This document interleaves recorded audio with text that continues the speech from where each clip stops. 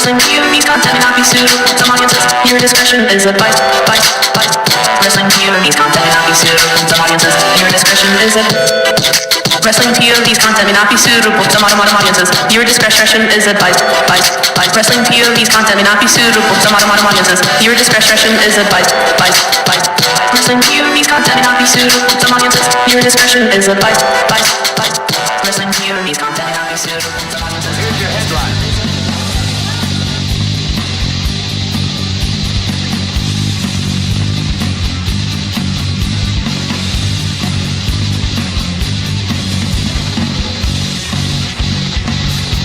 Hello everyone and welcome to another edition of Wrestling POV. I am your host, Tony Diaz, along with Nitty Gritty. Shalom. And the third wheel, Rick Serrano III. Hey people! And of course, our intern, Miguel Cole. Can I answer that? Well, you have to. I'm introducing you, right? I'm not talking to you! I'm talking to my lawyer, Gary Schwartz! The hell's what?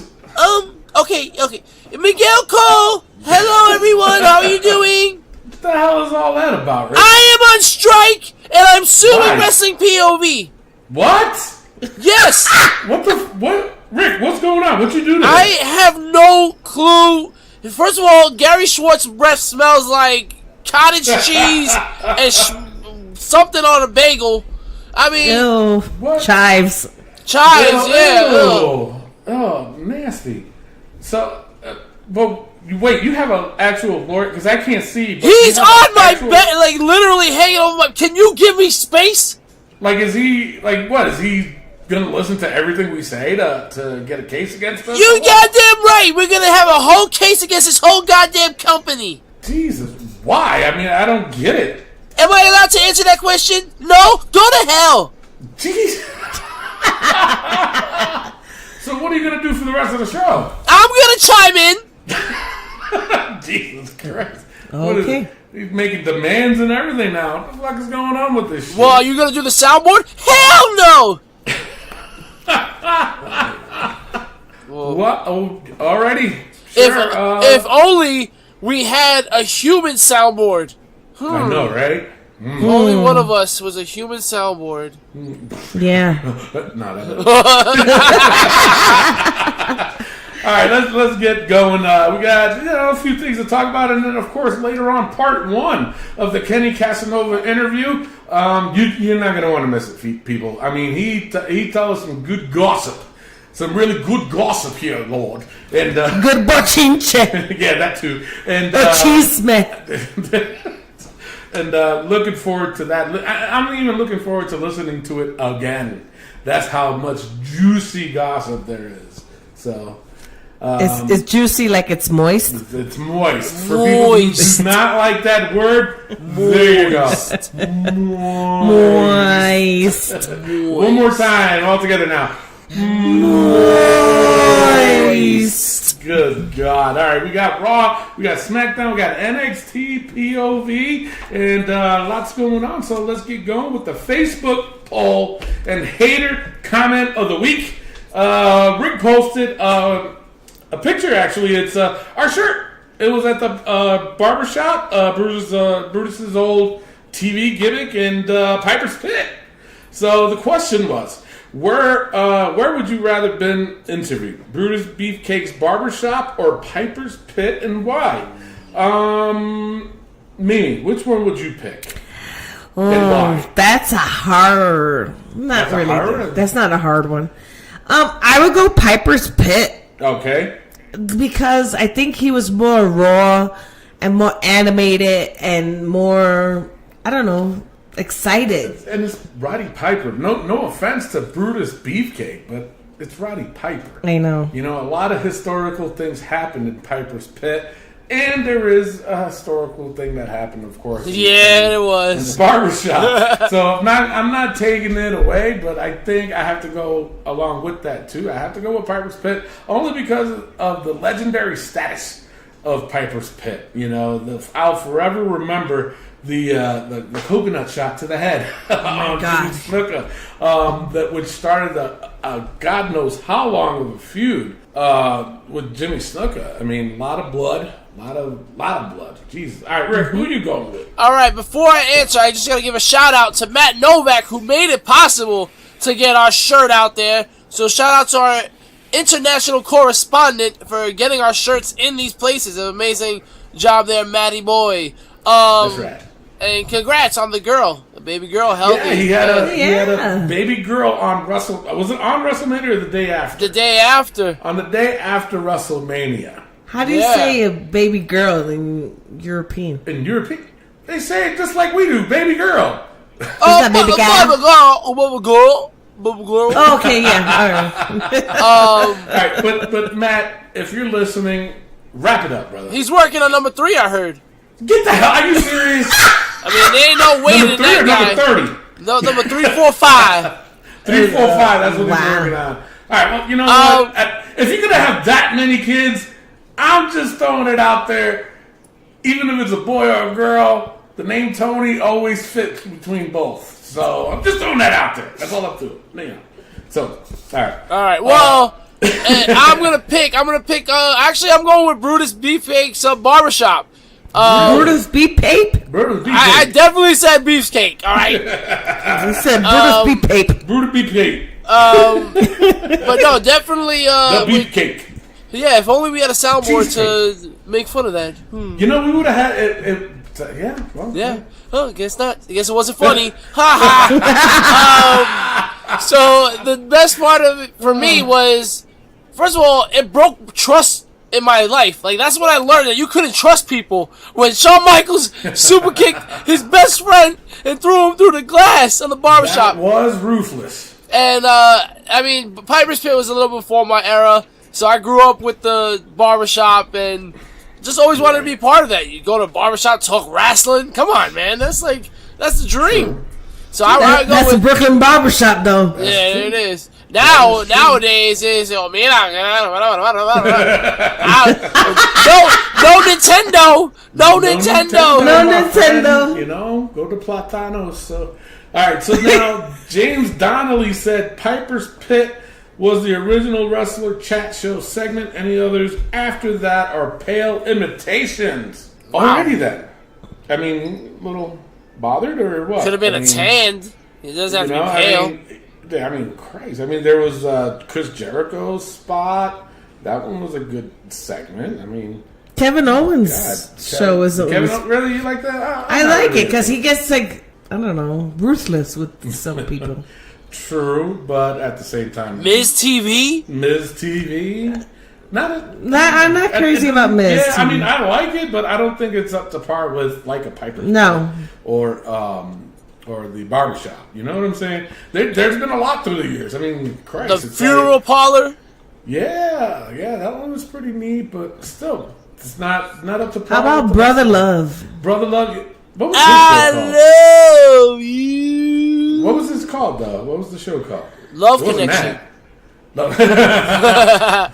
It was the Brother Love show. Brother Love. I don't think it was And that. he was like fucking red, Yeah, well, obviously. pink, and he was like, I love you. Okay, Rick just said that. All right, so now Andrew Tester goes, wish I could choose both, but it's got to be in the pit with the hot rod.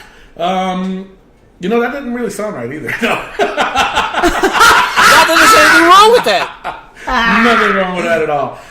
Justin W. Jones said Piper's Pit. Something always bad came from the barbershop. That's a good thing, though. I mean, that's what you wanted. You know I mean, Sid did bust it up. right? Juan Espaliat.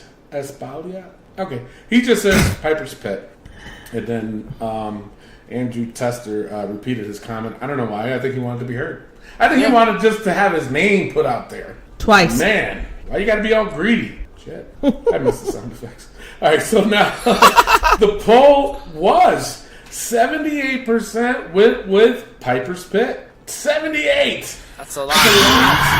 to 22 to 22% with the barbershop. So there you go. Then this was posted by Matt Novak. He just wanted to know, hey, who else is from the UK? I only know of a few listeners from the side of that of the Atlantic, and Jay Hobble said UK here. So I think he just made a friend. There you go. And the final poll. And I had to do this just because there's a lot of crazy shit that's happening out there in the world of WWE. And I was just like, I was curious to know where people's minds were at. And this one I put in, it said, do you think it's time for Vince McMahon to retire? Call it quits. Pass the torch. The one poll was no, he still got it. And the other one was yes, please retire. All right, so Rick, then Mimi, what do you guys think? No, Vince, please don't retire because I am not ready for the Triple H era. I'm sorry. I don't care what anybody says. I am not ready. Yo, Triple H is not all that, people. I am so scared of what he's gonna bring. If you saw the Cody Rhodes promo, which he cut about Goldust, he threw in a little jab about Triple H. Talking about a bodybuilder who only does no disqualification matches. I mean, that is facts, people. So but what about the NXT? I mean, the success of NXT. That's great, great and dandy. But what NXT has cannot transfer over to the main stage for whatever reason. Those NXT guys, I know Vince McMahon takes control over it, but I'm guaranteeing you that Johnny Gargano, the way Johnny Gargano is, will not get over on the main roster. For whatever reason, I don't believe in that. And Okay. yes, Vince is doing this for decades, people. Decades. Let's not forget, the man is up there in age. Sleeps and shits WWE. Yeah, and he barely sleeps. So, Yeah. It's just one of those things. I'm not ready for Vince to retire. I'm not ready for any of that. I'm not ready for the game and how you play it. All right, Mimi, what do you think? Should Vince retire? Retire! Oh, God. All right, why? Why? Yeah, you don't have to do the voice. No. Oh, look at this, George. She's trying to do the voices now.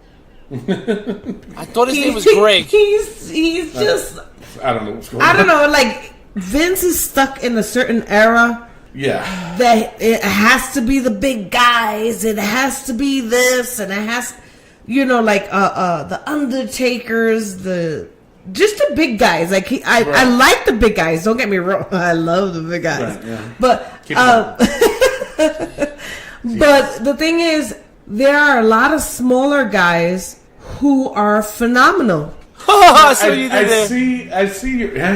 All right. So now I understand your point, and the thing of it is with Vince, that's how he is. He likes the big guys. He thinks the big guys are the one that needs to get over. He thinks the big guys are the ones that needs to be champion, and I can guarantee you, it took a lot of convincing for Vince to even allow Daniel Bryan to be heavyweight champ. I'm pretty sure of it.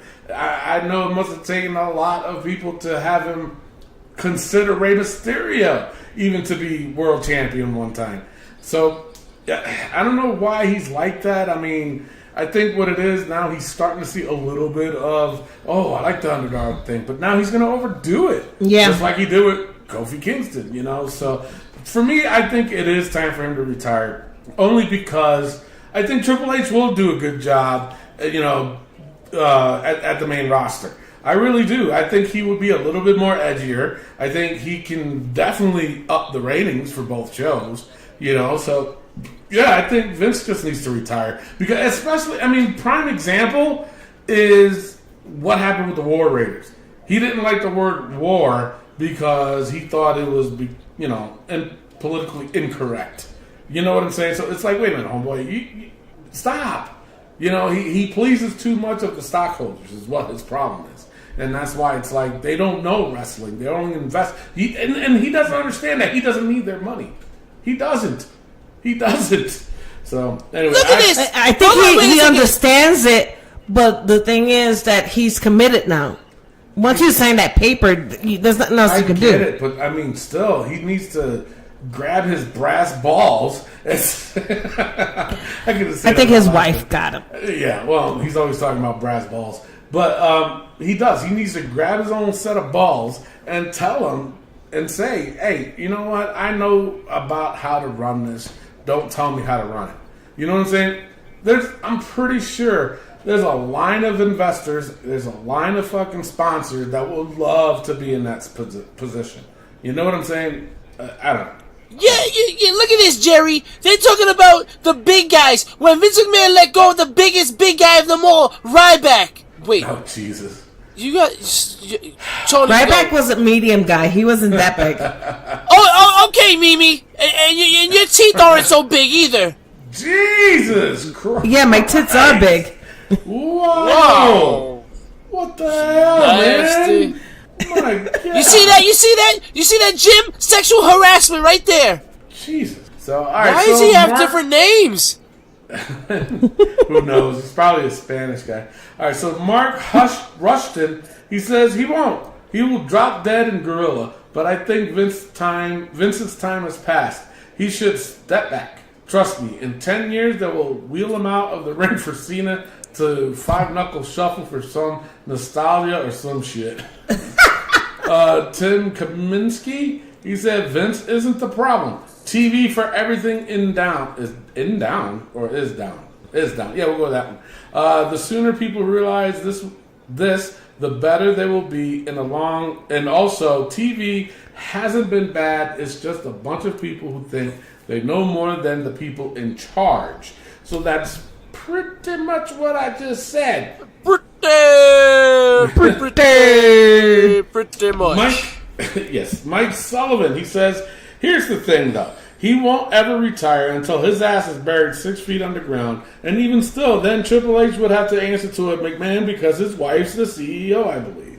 No, I think you're wrong there, buddy. No, seriously, she's in politics. She ain't gonna have time to run a company. No, He's talking about Stephanie. Oh, Stephanie. No, I thought he just said his wife. I'm not looking at it. Well, Triple his H's wife. Triple Oh, H's Triple wife. H's wife. I thought you said like. Wah, what's wah. This is the sound effects. All right, so Timothy James Downey, he says no, he still got it. He still got it. Holy shit! So No, you don't. Dean Jr. says impact today, impact tomorrow. That was pretty stupid, Dean. Oh, He did it for impact. Why? Why would he? Why? Claire Van Wasenhoff. Because he probably listens to both shows. She's a top star for our show. It says, please leave. Alrighty, Johnlin on. He says, I will blow his terrorist-loving brains out for catering to Saudis if given the chance. My God! It's the violence. Damn! That's, wow. That's like terroristic and shit. So mean. But you know what? I think this is the lead for fucking Hater coming to the lead. I mean, he Yeah. just knocked Dean Jr. out the seat. He definitely knocked Gene right out. Debbie Davis, she says, yes, he's not doing good things with anything anymore. Give it up, Vince. Out already. I mean, are you in his bedroom? Are you? What does the bedroom got to do with it? She said he's not doing good at anything. I mean, he's a McMahon after all, you know. Is he having a heart attack? Our current Wrestling POV champion, Clay Cummings, he said, it's time, Vinnie Mac, respect the hell out of him and what he has done. But time for Triple H to take the ball and run with it. Oh my god. Triple H to take his balls and run with it? Yeah, he wanted Triple H to take his balls. I don't know what's going on. Clay, man. Not that there's anything wrong with it, but come on, Nothing man. wrong with it.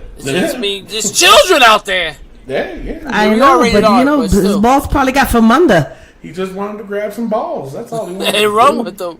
And run with them. All right, Brandon Gray said, if you're just joining us on Raw, Vince McMahon's zombie just now got knocked out by Roman Reigns with his millionth Superman punch. All right, Brandon. Okay, sure. Brandon. Daniel Fryer said, nah, it's not going to get any better once he's gone, so who cares? Adam Brunton, he said it's time for him to hand the reins over to his son-in-law and focus on his football league. Ooh. Interesting.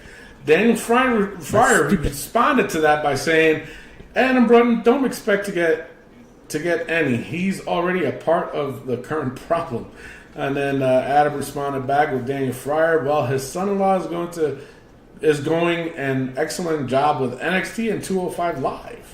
You know, I love how everybody just keeps calling him the son-in-law. It's Triple Goddamn H. Alright? It's Triple H. Well, he is his son-in-law. That's We true. know that. I mean, they're not Everybody wrong. knows that. Call But people Triple H. don't want to talk about Triple H as Triple H. He's not wrong, though, is he? That's like someone calling, Stephen Austin. It's Steve Austin, people. It's Stone Cold.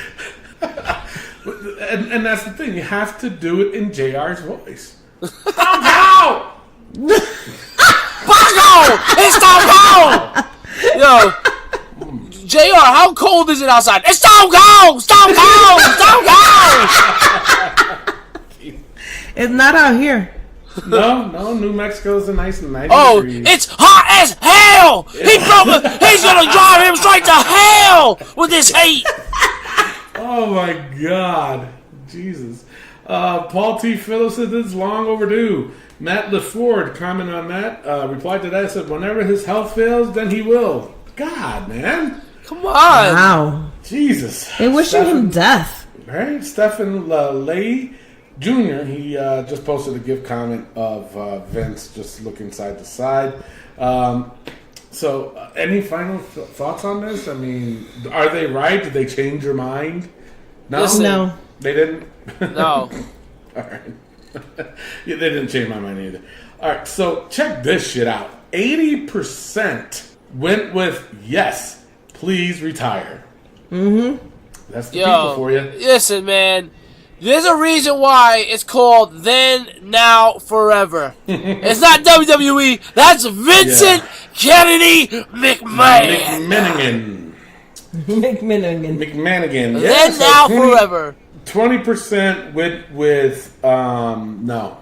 He still got it. So, all right, here's comment of the week. I mean, that guy.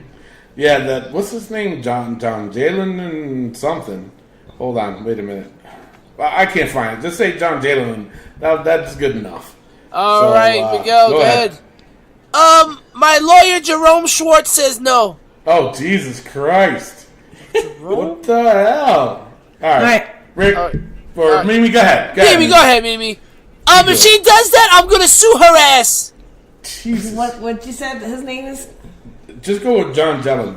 John Jalen. And I just got me a fat check. Fat Zero. Oh, Lord, and Cardi B. Yeah, Ow. showing her cooties to Ow. everybody. All right, so now, Oh, Ew. anywho, all right, so that is your Facebook poll and hater comment of the week. It is time for the wrestling news from around the world. Take it away, Rick. All right, before we do that, let's get into some birthdays. Yahoo! Wow, good one. Look at that. That was good. But Yeah. this wasn't good. The birthdays this No. week. Oksana turns 37 years old. Really? Yeah. Wait, how old again? 37. 37. Holy shit. God bless. Yeah. Alex Riley turns 38 years old. Is he still wrestling? I don't know what he's doing. Is he still on Glow? He probably is. And last but not least, Kane turns 52 years old. Huh? Wow. You gotta speak up. That would Wasn't been a it good The Rock's stop. birthday too? Well, I don't think Rick is finished. Good God. Hold on. Jeez, Well, he said and Louise. Kane. Yeah. All right. All right. All right. Yeah, Hold, guys. How old is The Rock turning? Tony? 47. And The Rock! If you would have gave me a second, The Rock turns 47 years old! Rocky Maivia! Yeah. Dwayne himself! I think met he's him! 46. Oh, 40, that's what I said. 46. Hey, you know he was here in New Mexico? Yeah. Wow! People go to that state? Yes. Yes, he was filming a movie for Jumanji. He was doing a movie. Yes. Oh yeah, The Rock. I'm promoting your movie, so if you want to come over here and I mean, The Rock. I met interview- you when I was 10 I'll years interview old. you. Come on. We got all sorts of promotions going on here. Yeah, Rocky. All right. No. Didn't Oh. work. No. It's 5 o'clock somewhere, people. It is 5 o'clock. It sure is. All right. It is now time for the wrestling news from around the world.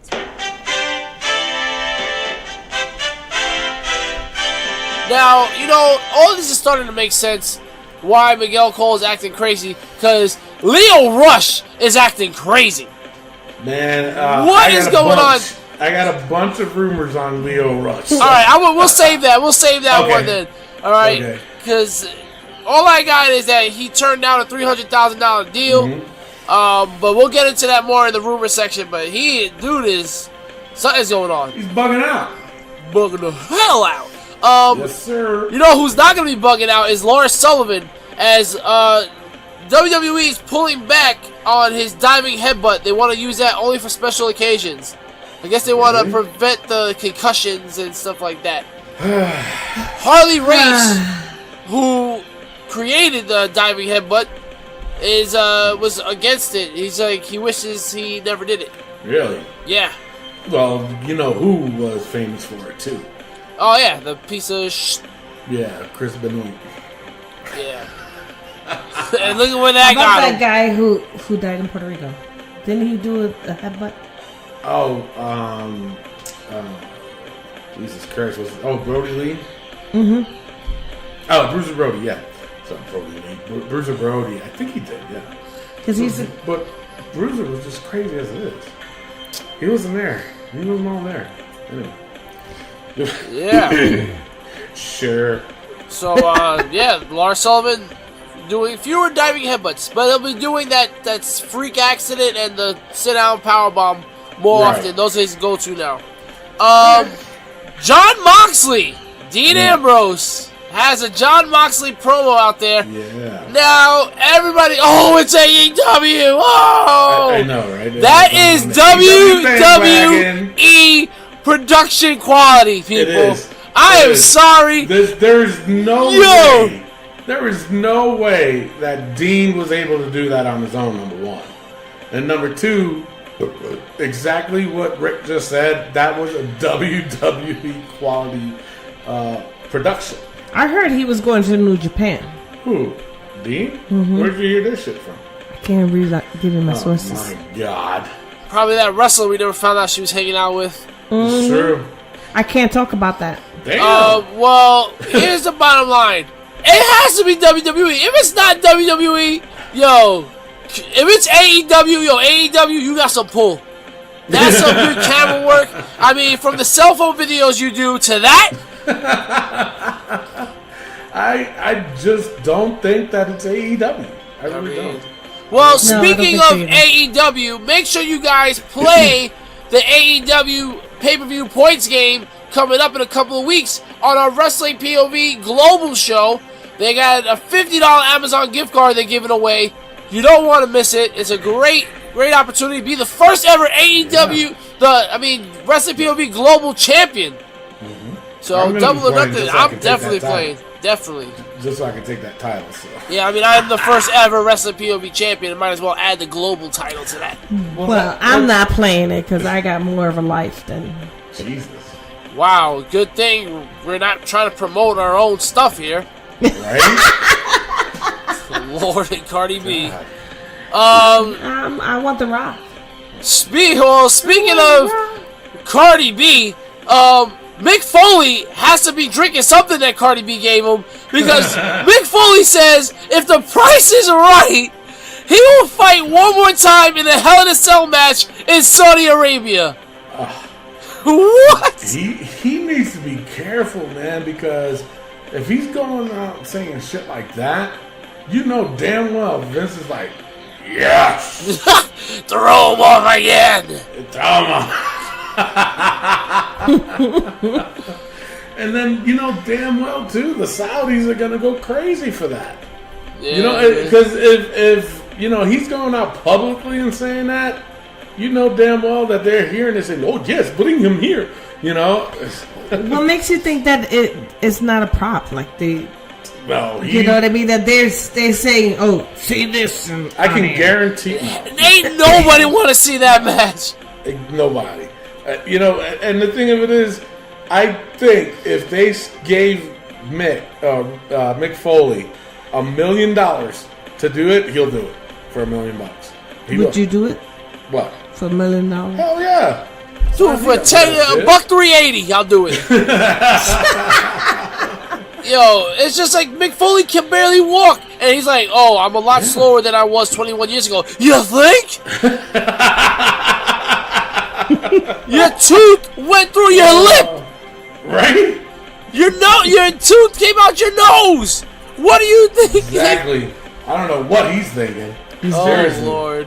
But that once, but 3 times? Yep. Damn. Don't do it, bro.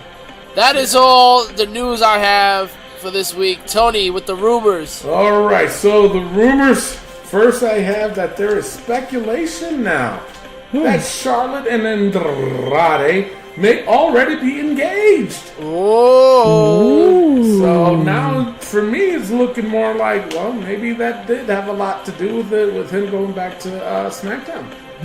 So, are you admitting that you're wrong? Yeah. You know what? Well, we don't know because it's a rumor, so I can't say. Hiding behind the rumor, man. You damn right. All right, so now here, the rest of these rumors are all about Lio Rush.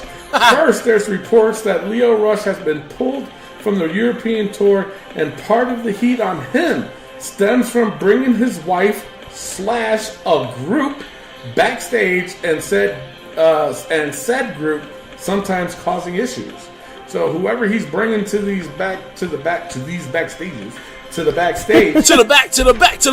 stages. Back to the backstage. lean back.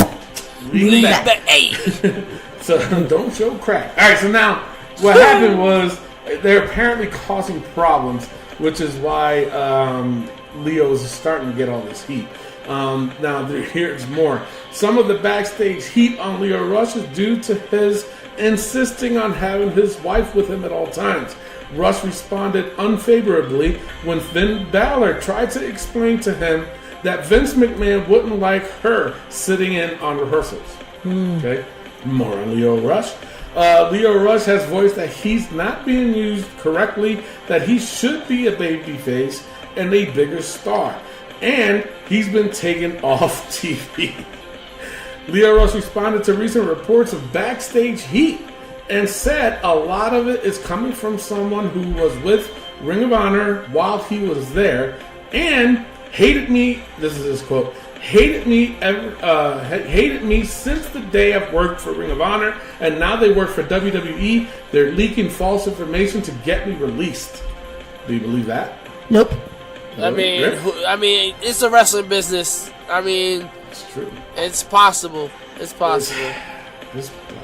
And finally, well, not finally, but just like Rick said, the WWE offered him a 5-year deal for $300,000 a year, but he turned it down, asking for double of that.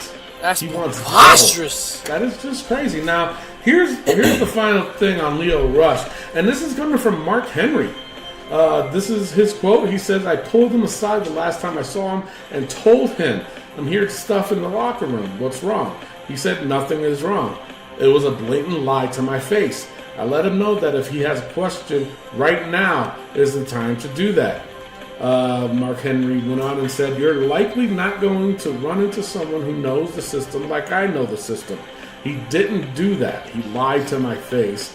Sometimes you have to talk to people that know more than you do. If you can't pay a car rental, you can't pay for a hotel with the money that you're making every week, then you need to change the way you're spending. You can't blame that on the office. If you spent everything before you got it, that's your problem." Damn! Oh. But yo, that's like reverse snitching. Like, why are you dropping out my business like that, bro? And you know, like Mark Henry be coming off like Vince's butt buddy sometimes. Well, I mean, he has a major role in the back. I mean, if you're a butt buddy, I bet you do. Well, I think also is that Leo Rush is trying to make it seem like he's the innocent one, Right.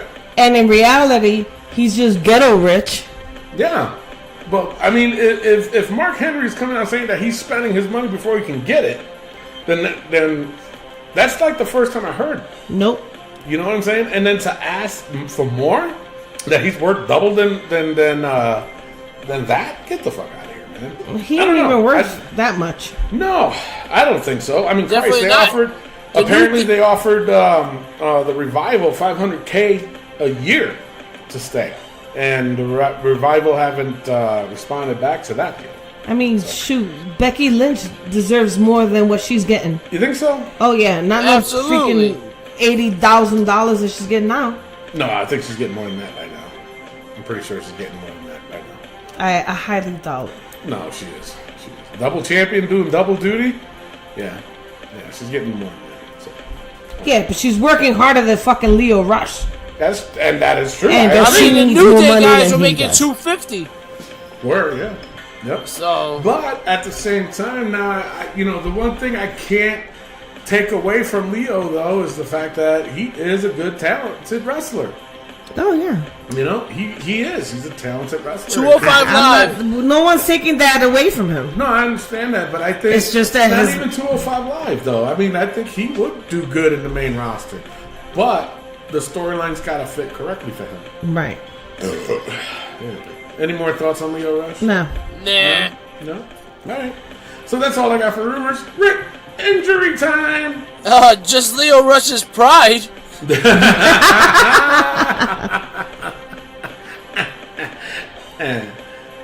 But yeah, that's it. Oh, that's it? Yeah. That's it.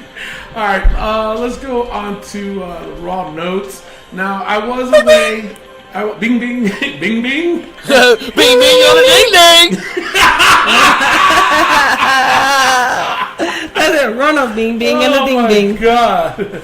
Oh, that's a new rap song. Bing, bing on a ding, ding. This Bing, show is bing, falling bing, apart bing. without my sound effects I see. Exactly. Bing, Holy bing, and a shit. ding, ding. Bing, Bing, bing, on the ding. ding. Bing, bing on the ding. Bing, bing on the ding, ding. All right, that's good. All right, nothing wrong with that. Nothing at all. At all. Happy. All right, so like I said, I caught Raw later on that day because I was away. I was in Portland to a wedding, my cousin's wedding. So, congratulations. to So me. you married your cousin in Yes, Portland? yes, I married my court. I married my cousin. Portland and McCurdy. We were cousins. in Portland. But I did ended up seeing Raw. I just saw the Hulu version of it, and Oh, Lord. I didn't exactly. So you didn't see her on? So I didn't have time to do it, the time and stuff like that. So to be fair, I didn't do it to SmackDown either. So, but the show opened up with Alexa Bliss announcing the Raw Money in the Bank ladder match entrances: Braun Strowman, Ricochet, Baron Corbin, and Drew McIntyre. They kind of argued a little bit here and there, and it ended up being a tag team match. Now, I do like the 4 that is going, and I like the 4 that is going from SmackDown too. So this Yeah. should be interesting. The interesting thing about it, though, is look at Ricochet with those 3 monsters in that ring. Like, damn, bro. Like, really? Exactly. You want him to flip off the ladders and everything, but look who's going to be at Yeah. the bottom of the ladders. These Yeah. juggernauts catching them. Exactly. So it ended up being a tag match with Braun Strowman and Ricochet versus Baron Corbin and Drew McIntyre. The winners was Braun Strowman and Ricochet. Good matchup. It does look like, though, like what you said, though, about Ricochet. Looks like he's going to have to do, not double duty, but he's going to have to work that extra hard. Yep. Because he's a tiny man compared to these guys. But, Well, the SmackDown guys kind of balance big it where out it for him. counts. yeah. What'd you say, Mimi? I said he's big where it counts. Oh, Jesus Christ. Well, I don't want to know that. Maybe Nothing you is and anything Rick wrong do. with that. It's not Sunday. Hey, maybe you and Rick do, but not me. Not Sunday. All right, so the next matchup, the Usos versus the Good Brothers are on Raw now as a heel. The Usos' new entrant coming out singing their song. You know, I think they messed up. I think they were supposed because there was something wrong with the camera. I think they were supposed to go to commercial from the jump, and they just messed the whole thing up. Yeah, that whole thing was kind of messed up. Yeah, so they ended up defeating the Good Brothers. And it was a decent match, though. That's why I wish they would just do something with freaking the Good Brothers, man. They got AJ there. That's all I'm saying. They do have AJ Styles there. Anyway. After the match, the Usos played the video of Dash Wilder shaving Scott Dawson's back, which is pretty funny. And then, of course, the crowd kept chanting, "Shave your back." I thought that was hilarious. Bobby Lashley, no Leo Rush, but he's also speaking as a third person on Miz TV. Of course, Lashley made fun of Miz's father. So I think, do you guys think Mrs. Daddy Issues should go back in the book? Definitely. Say. Yes. All right. So are we still calling it that, or are we calling it something different? No, that's his daddy issues. Mrs. Daddy Issues. All right. So do the honors, Rick. All right, Mrs. Daddy Issues. You just made the book. Okay. So now it was, but I found it kind of funny though. I was laughing. I was LMAO. Then You it was text that. You don't say it. What? You're not supposed to Text it. say it. I can't say it out loud. No. What, Either is there a do it- rule? Yes. What? Who? You either laugh Texting police. or you text You know it. what? You know what? I'm gonna run this by Cardi B, and And she's gonna tell you. no, she's not. No, maybe she is. Ow! Meow. Just All don't right, so- drink anything. No, I'm not. I ain't planning on drinking nothing while I'm over there. All right, Bobby Lashley versus The Miz. Shane McMahon interrupted multiple times, finally distracting The Miz with a picture of Miz's dad on the video screen, which I was LMAOing. Oh my God. Lashley won the match with a spear, which I think Lashley needed this match. So then I think it was The Miz that said that he will face Shane McMahon in a steel cage match at Money in the Bank. Now, This here's damn the ego, issue. bro. Exactly, right? Now, but this is my issue with it, though. If they kept this going, honestly, I don't have a problem with this.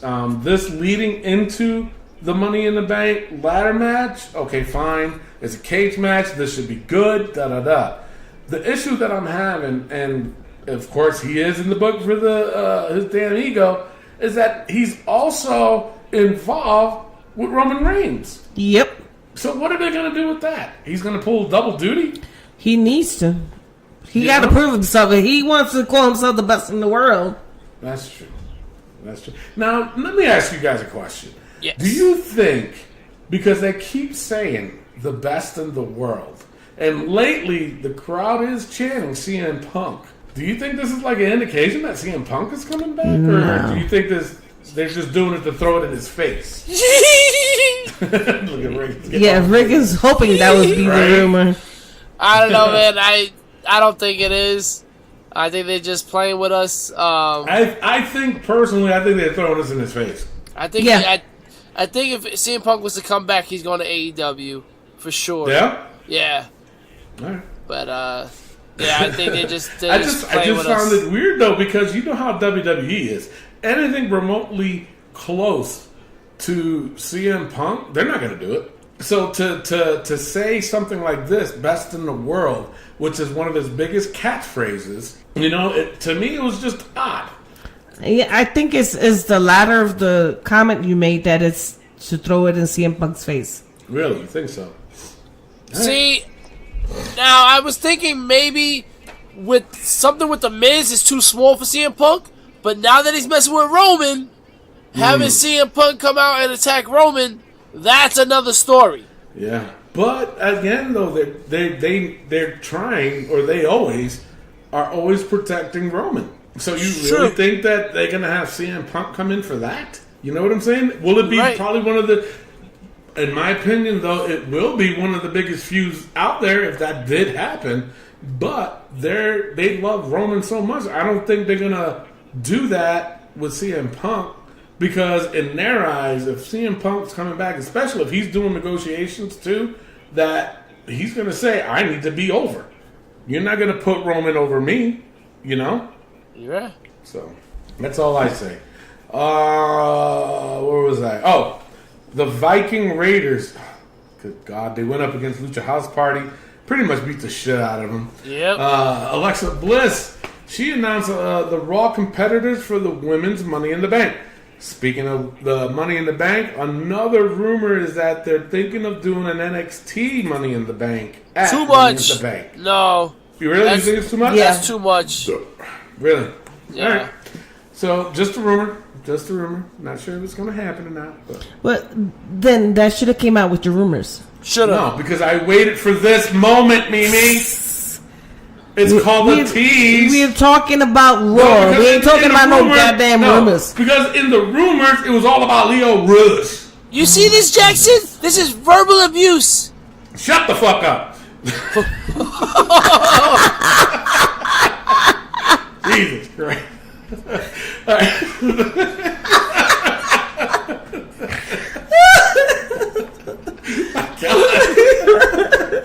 That shut him up.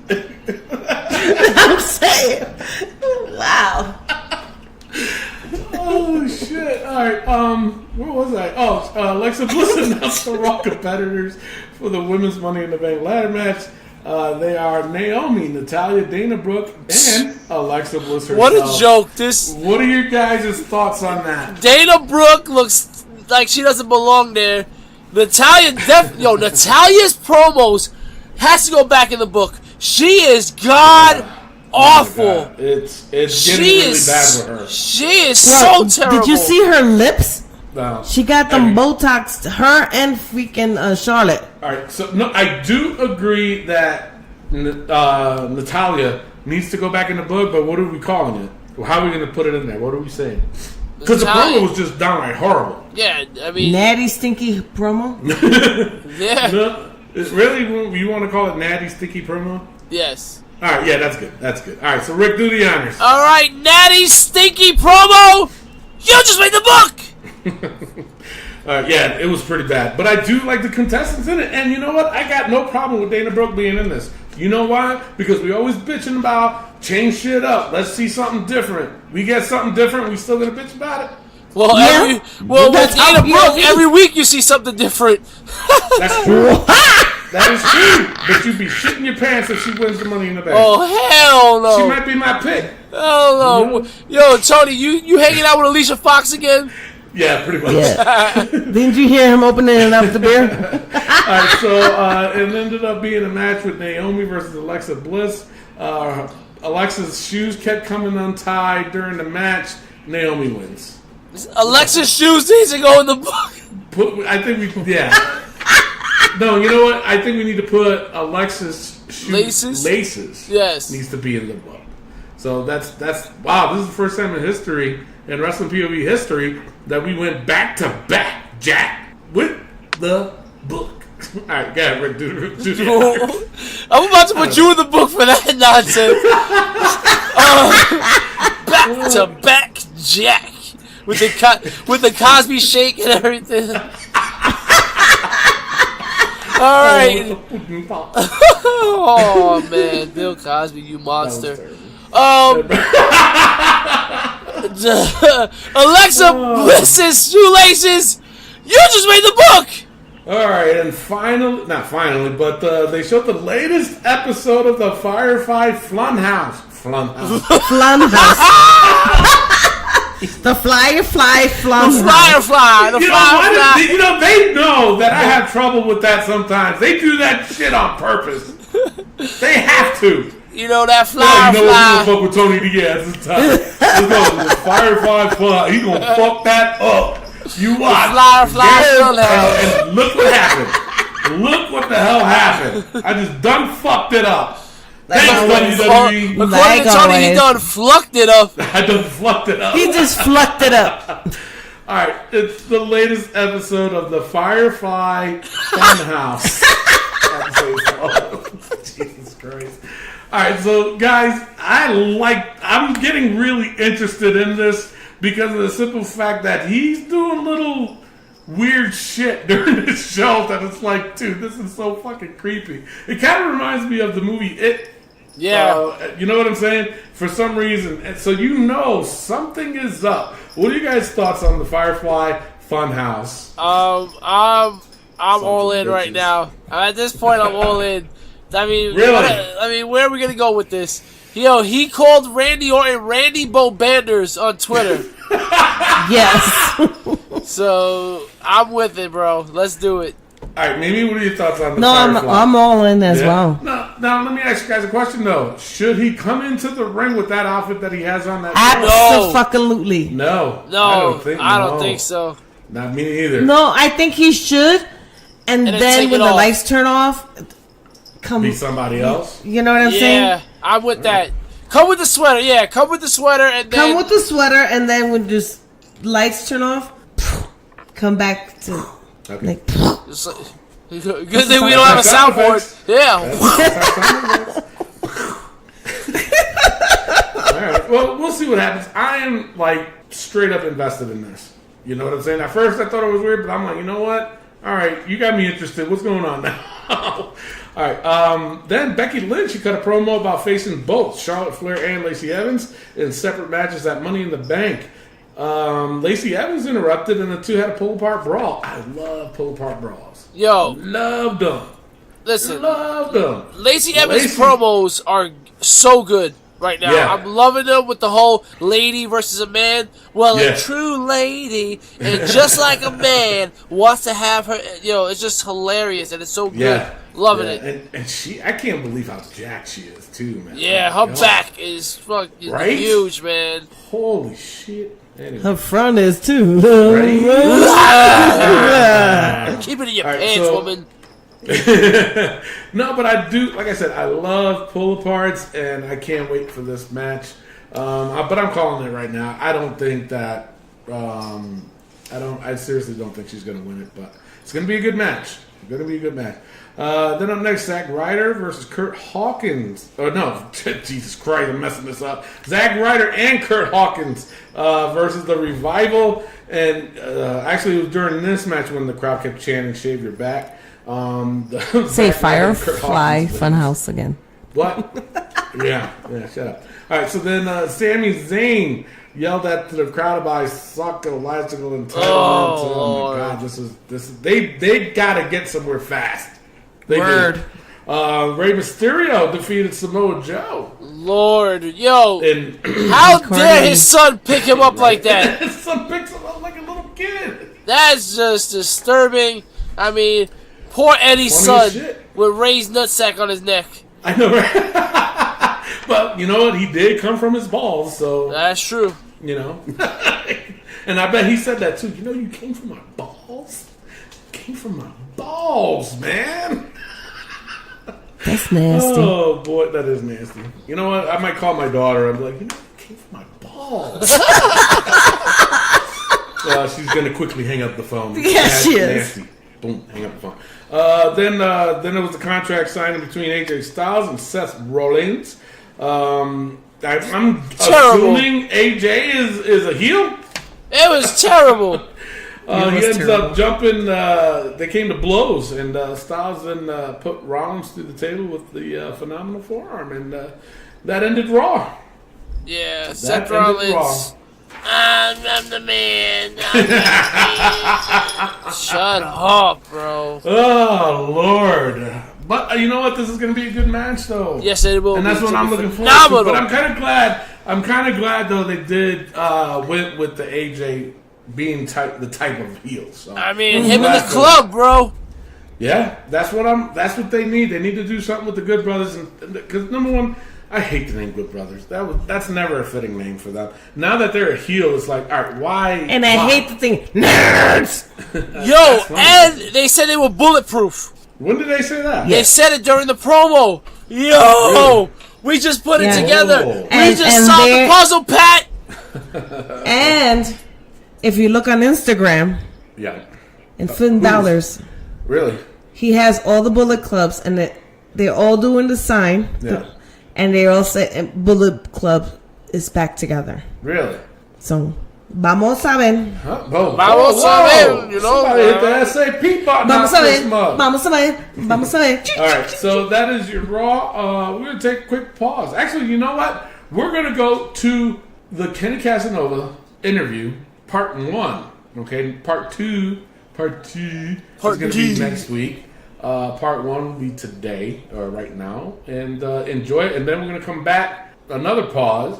And then we're going to go straight on to SmackDown and NXT POV. Be right back. Hey, what's up, everybody? This is The Godfather, and you're listening to PO View. Fuck, see, I just fucked that up. Hey, what's up, everybody? This is The Godfather, and you're listening to the POV podcast. Ladies and gentlemen, we are back. And let me tell you something, we are back with a big name, with big guns. This man is neat. He's chic. He's on fleek. It is Kenny Casanova. Welcome back. Yes. Damn, that's an intro for you, Kenny. Look at that. Sound like a lot of caffeine involved right there. All right, for those that are new to the show, Kenny Casanova is a longtime friend of mine, has managed me in my independent career, and he is also is it a ghostwriter, Kenny, or just the author? Yeah, that's what you call it. That's pretty good. Ghostwriter? Okay. So he's a ghostwriter for the very first book he actually did, which was Kabbalah Speaks. If you guys missed out on that, he's going to give you all the information on where you can get all that later on the show. But he has done Kamala Speaks. He has done Dangerous Danny Davis. And he has also done Strutting and Cutting, Brutus the Barber Beefcake, who is a Hall of Famer now. And we're going to talk more about that later on, too, because Kenny was a guest on the Hall of Fame show. He was, and also he written the books for Sabu and Vader.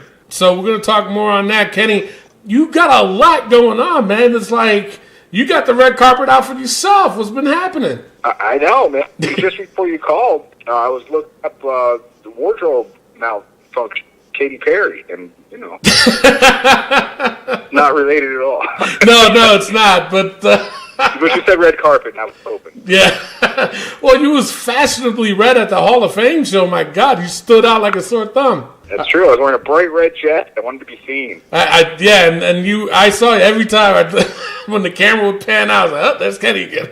All right, well, you know what? Could you actually see me? You could actually see me in the audience? Yes. Oh, sweet. Yeah. I haven't watched it back yet. I gotta do that. Oh, okay. Yeah. All right. So, what do you want to go over first? Your books first, or the happenings, your experience, and what happened with WrestleCon? And because you was at WrestleCon too, right? Yep. Okay. So for WrestleCon, we released the Vader. Okay. So Vader Time came out. We had his son there, Jesse White. His son brought the actual big helmet, the big Mastodon helmet that you might have seen in New Japan and WCW that shoots smoke. He had that there. Just letting fans try it on and get pictures and all. And really, it was pretty cool. That is good time. Yeah, it was pretty cool. That is pretty cool. Yeah, I saw the picture of it. I was like, good Lord, I couldn't believe how big that helmet was. That thing was massive. huge. And well, I mean, Vader's a massive guy. Vader was a big dude. You'd see it and you'd think it was big, but it's even bigger in life because Vader was big, so the scale itself was off, to looking at it in a picture. So right. Real busy day because upstairs, Sabu was upstairs and his book was out only fresh a month or so. So wow. So I was jumping back and forth and helping the both out and pushing the books, splitting time between two tables that weren't anywhere near each other. Wow. So man, how do you have time, man? Always busy. You're always on the run. All right, so now, speaking of Vader's book, I just wanted to ask you a couple questions on it. Now, was the book finished before he passed or after? Yes and no. So we, so it was done on 3 different occasions, which might seem odd, but maybe I can shed light on that. So about 2 years in, we finished the book. Then he got a diagnosis that he had 2 years left to live. So there was more stuff unfolding that we figured was going to definitely be an impact to like a later chapter in the book that didn't exist yet. And then we went back through and made some changes related to the idea of overcoming obstacles and him, wanting to clean his life up and make things better on the health side. Right. So I guess we prolonged the release of the book to add to it and to tweak it and change it a little bit, because there's some things in there that he decided as well that he wanted to maybe lighten the tone a little bit on or whatever, because in the unfortunate possibility of his passing, he didn't want to have like sour grapes and different things that he would regret. So we went through and fixed a couple up and this and that. Then when the book was ready to go, right around when he passed, he wanted to do another final read with it, the whole thing. That didn't happen. So he passed, and then his son stepped in and did that final with me. So, like, there were 3 different drafts, and this final one has more stuff in it, and even has little things that maybe the father didn't remember because the son was able to improve. So it's pretty polished. Nice. Yeah, it's pretty polished now. It's probably my best of all the books as far as researched and getting a voice and having a full circle kind of story and even finality to it, because unfortunately he passed. Yeah. So you get the entire life, which is, what do they call that? Like, it's bittersweet. I mean, you get to see the whole story and everything, but it's at the same time. Wow. Yeah, I mean, Vader was a big part of my childhood. But I just saw recently that you posted that you received an actual ring gear of Vader's. Now, that's got to be awesome. I saw that, yeah. Oh, man.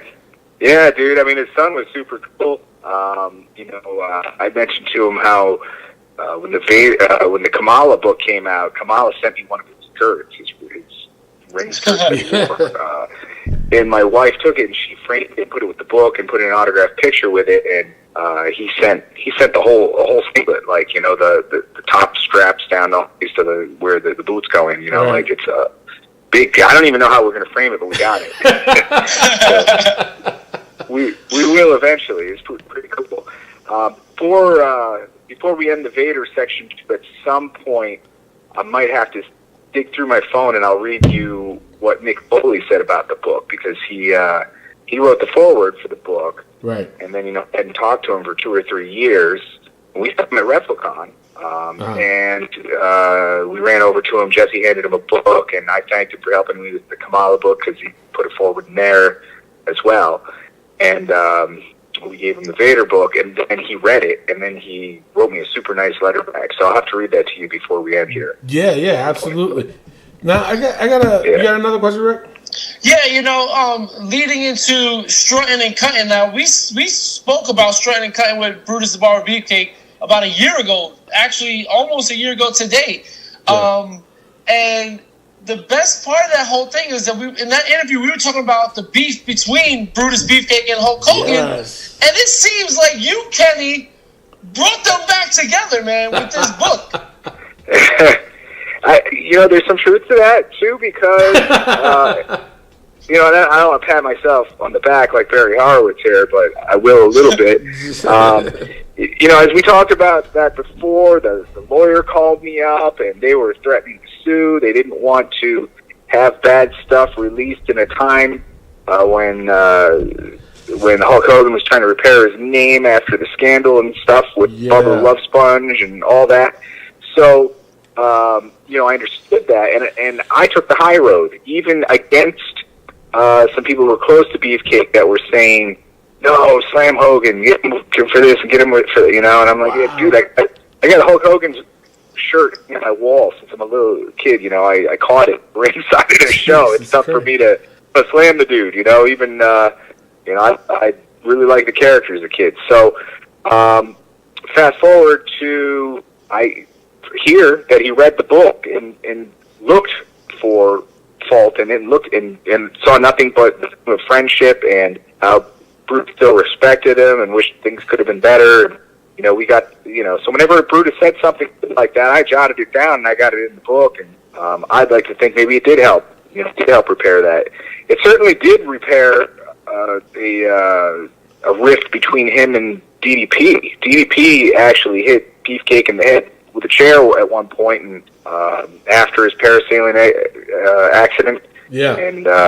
And Beefcake like never forgave him for that. And then I called DDP up while writing the book and said, dude, let's throw a passage in there with you telling stuff about that or what have you. And DDP apologized, and he apologized to Beefcake in his own book. So that fixed that. Now Beefcake's doing some DDP yoga, and they're cool again and stuff. So that is awesome. And plus, he invited you as a guest for his Hall of Fame induction. Yeah, and a shout out.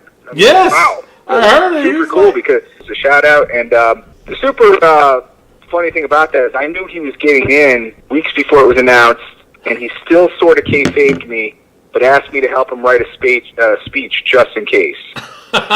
So really, yeah. So I said, if you mentioned something about the book in here, you have more eyes on the fact you had a book, you might sell more. He's like, well, we're going to have to give you a shout out in there. And I'm like, sounds good, because if I didn't get a shout out, I might watch the Hall of Fame speech on TV at home and act like a monkey and shit on the floor and pick it up and throw it at the screen. If you don't say it, And he made sure he said it and all. It was pretty cool. It was neat to see like the inner workings of how they do that now, though, because there's an actual WWE writer that says, okay, write the speech, and they look at it, they rewrite it, and then they send back their version, and then it's approved and read over a monitor. I don't know if you guys could see that on TV at all. They're reading a monitor. Yeah, teleprompter, and the whole process of that was kind of funny because the final speech looked like a lot of what I had written, Brutus, but almost like a kid plagiarizing for school, because it was like exactly the same stuff being said, but with a bunch of different words. Jesus. I don't know if that was like an ego thing or what, but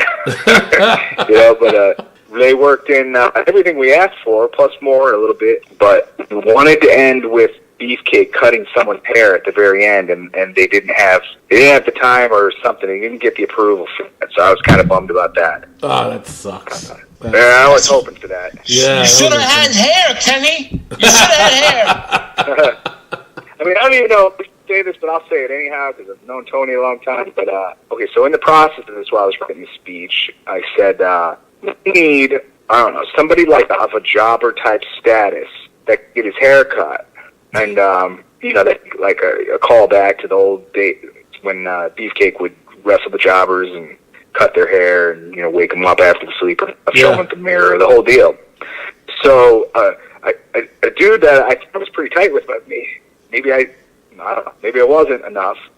I wrote, he's on the current roster, and he had a reputation for being kind of like a jobber. And we had talked some, and he liked Kamala book. He read Beefcake book. He ordered Danny Davis, and I was like, wow, and the guy wrote me and said he enjoyed it and the whole deal. So I'm like, I write to him and I said, dude, I'm like, why don't you consider taking the haircut at the end of the thing, taking one for the team, back in the day, the jobbers and this and that, and I explained my thought process.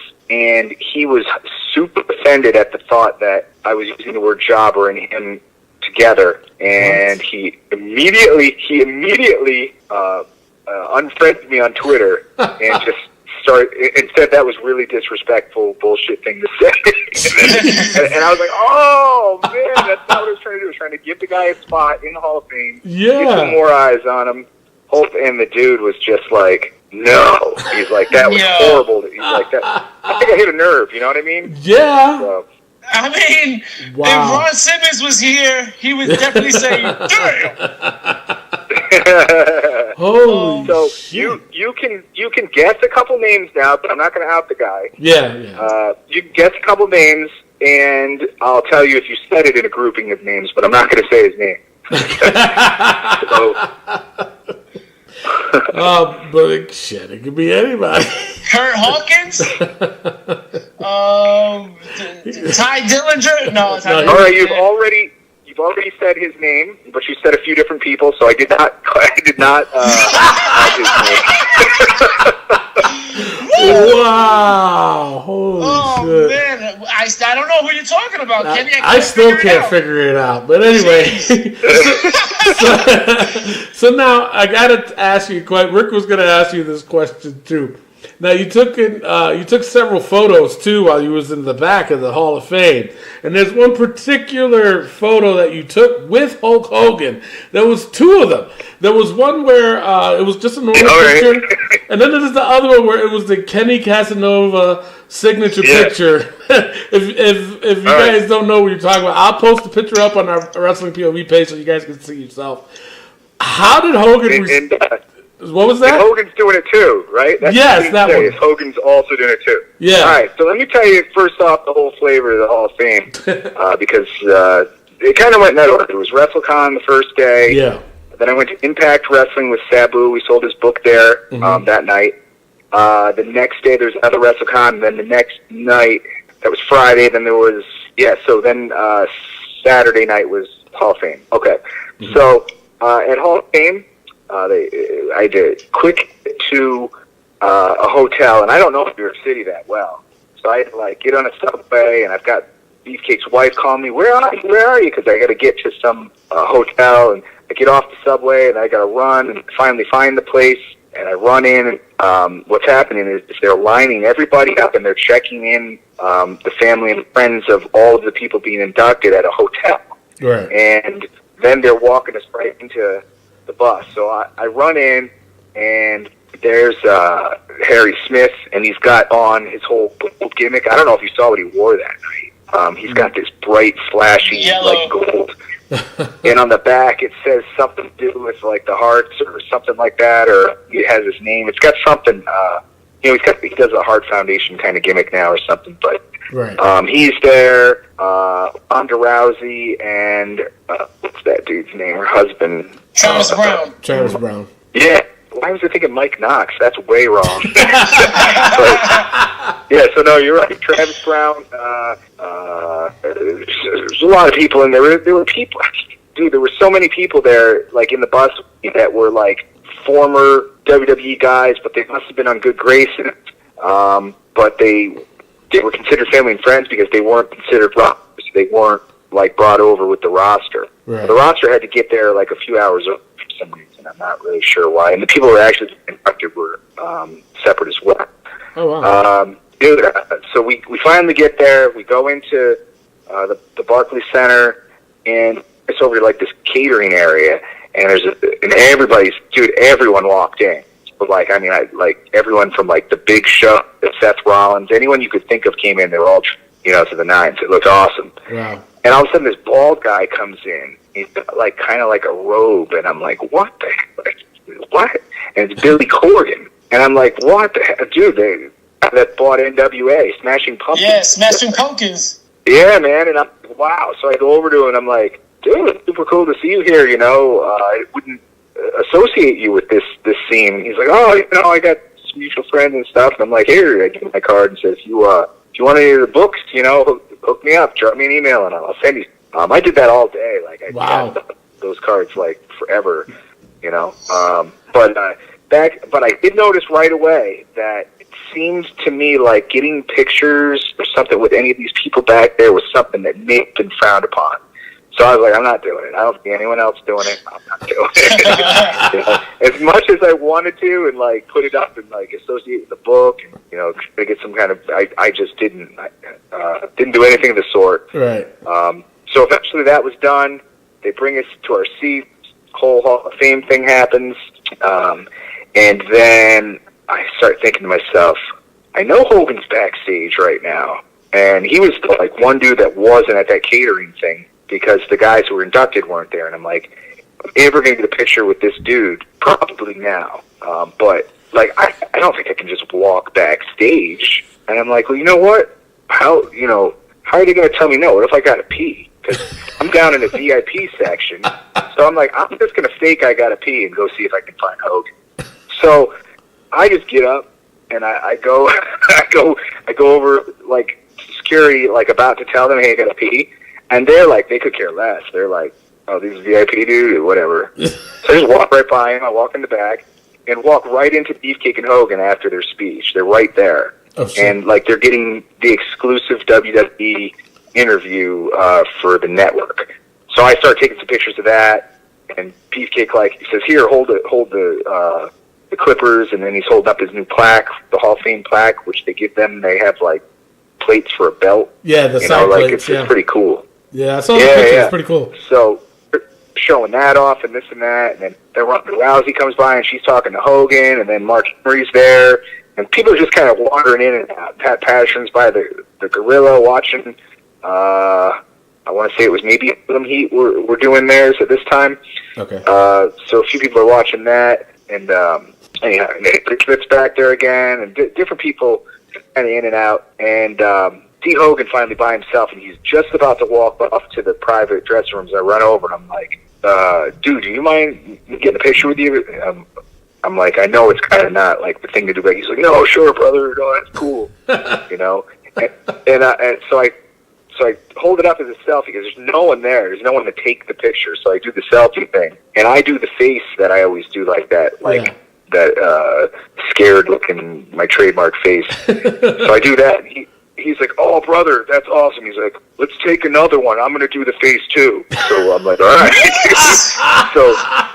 So we both got that shot, and he's super cool, dude, you know. And then Beefcake came by, and he's like, you know how to get a hold of this guy? He's your writer, right? And Beefcake's like, yeah. And he's like, oh, okay, maybe you should write mine, brother. And no like, shit. Yeah, man. Yeah, and he's like, all right. He's like, you know how to reach him, right? And Beaver's like, yeah. And he's like, all right. So he walks off, and Beaver's like, he'll never ask you, right? Come on, Beefcake. Damn, bro. Wow. But, holy shit. that is pretty cool, man. That's ridiculous. Come on. Let him write he'll write the book that guy, for you, Kenny. Yeah, he's eluded me for years and years and years. I mean, like, as a kid, you know, meeting Hulk Hogan, getting your picture taken with him or whatever, just talking to him, whatever, hang out backstage hoping to see him. None of that ever happened. He was basically like a movie star at all times almost. So he's very secluded from everybody else. And when I go back and look at all the pictures that I've taken with wrestlers because I've worked with them, he's the one guy I never saw anywhere. Like he'd be really tough to just kind of grab a shot with. Wow. I mean, I've seen Sting and Ric Flair and Steve Austin. I mean, I've seen all kinds of people, The Rock and all these dudes, and he was one that was just impossible. So I went for it, and I got my stupid picture. So I'm done. Yeah. I've got it. I've got them all. I mean, you got a story for life, man. Right. Now, speaking of a story for life, the big event, the big thing that happened at the Hall of Fame wasn't even a positive light when Bret Hart was attacked by some idiot. Now, where were you, and what was your response to this whole thing when it happened? Oh, man. I mean, that was super crazy. So basically, that was just before Beefcakes, I believe. Yeah. Yes, it was. It was just before Beefcakes.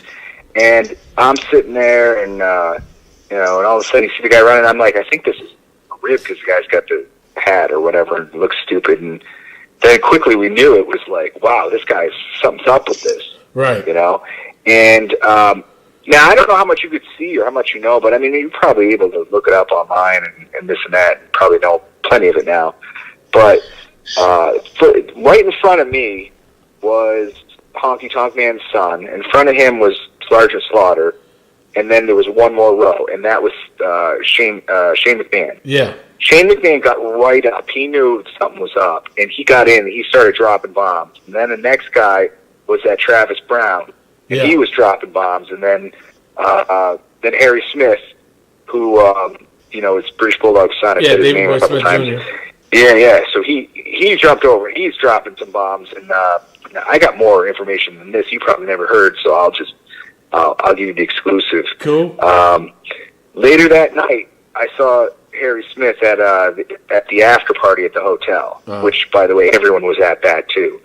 And he comes in. I'm like, dude, let me see your hand. He's like laughing because he knows why. And I'm like, I want to see the knuckles. And they're a little red and beat up. And he's like, yeah.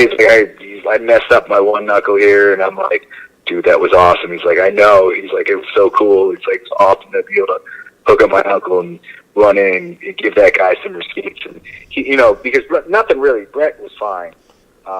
So they were all able to laugh about it, Yeah. If he hadn't been fine, that'd have been a different story. Right. Yeah. But so then Harry's like, dude, though, he's like, I wouldn't have wanted to been that son of a bitch. And he's like, because afterwards, they brought him backstage, and security were there, and they tried to take him. And WWE said, no, our security is going to handle this. And they didn't really have their security per se back there. I mean, basically, it was very chill. Like, there was not a whole lot of anybody back there. It was almost like a ghost town in the locker room. Wow. So when I had been walking around later on, I could see that. I mean, it was pretty much vacant. What had happened was Braun Strowman was backstage and grabbed the dude. And he held on to him by, like, a leg. And the guy was trying to get away. And he was kind of popping the guy, making him stay still. And the security was coming by saying, we're going to take him off to the office. We're going to call the cops. And he's like, go ahead and call the cops. But I've been told to hold him right here. And then Harry Smith said someone called over the headphones, get a message to Joe. And they met Samoa Joe. So someone went out and they called Samoa. Samoa went in the back, and I guess they got him, and they beat the shit out of the guy.